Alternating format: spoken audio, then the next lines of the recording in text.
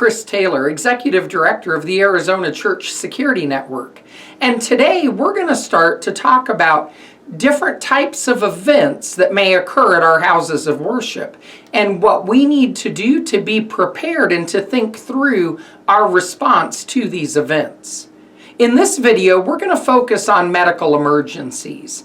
And what we know is that medical emergencies are the most likely type of event that you will face at your church. So when we look at medical emergencies, what we're doing is we're looking at how are we going to notify professional responders and how are we going to provide the best care we can until those professional emergency medical services arrive.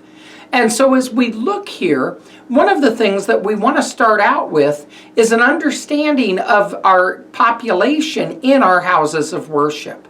When we look at the U.S. population, the median age in the U.S. is 39 years old. However, in our houses of worship, the median age is between 50 and 60 years old. And we know as we age, we're more likely to encounter certain medical emergencies, whether they're cardiac events, strokes, slips and falls that could lead to hip injuries and others. And so we want to make sure we're prepared to provide the best care and the best services we can in those events.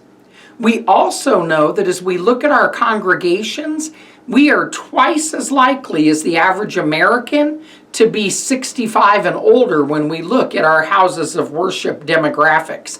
And that's from the FACT study that was conducted by Lifeway Research in 2020. And so we know we need to be aware of potential medical concerns within our houses of worship.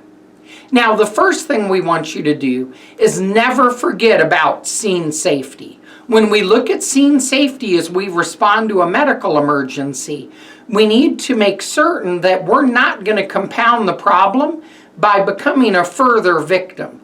That means we need to be aware of what's going on around the prospective victim or person who is in medical emergency.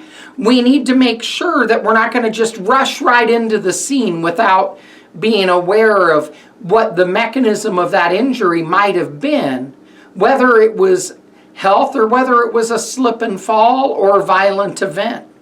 We have to evaluate the scene. We need to look for all kinds of different hazards. We never want to compound the problem by becoming another victim. When we look at how do we respond to medical emergencies, we need to consider our response to a wide variety of emergencies, whether those are cardiac emergencies, strokes, diabetic emergencies, anaphylactic shock in our children's ministry from a nut allergy or insect allergy, potential traumatic injuries that may occur, whether they're from a slip and fall, playing games and falling off of gymnastic or other playground equipment, or an active violence event.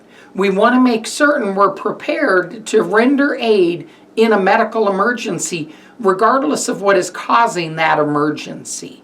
We also want to make certain that we have an idea of medical conditions of some of our congregants, in particular our children and our youth. So as you're registering children and youth in your ministries, we want you to ask about allergies. We want you to ask about medical conditions. Because if the child has a nut allergy or an insect allergy and it's severe enough that they may need epinephrine, we want to make sure that the parents are bringing their epinephrine pens with them each time they come to a ministry event. We also want to make sure that we know which children may be having seizures or may have diabetes, because again, we want to be able to provide the best care we can while we summon the parents and potentially emergency medical services to the church to continue rendering aid. So we, again, want you to think through all of these different types of medical events. We know medical events are the most likely to occur, and so we want you to be prepared for when those occur at your house of worship.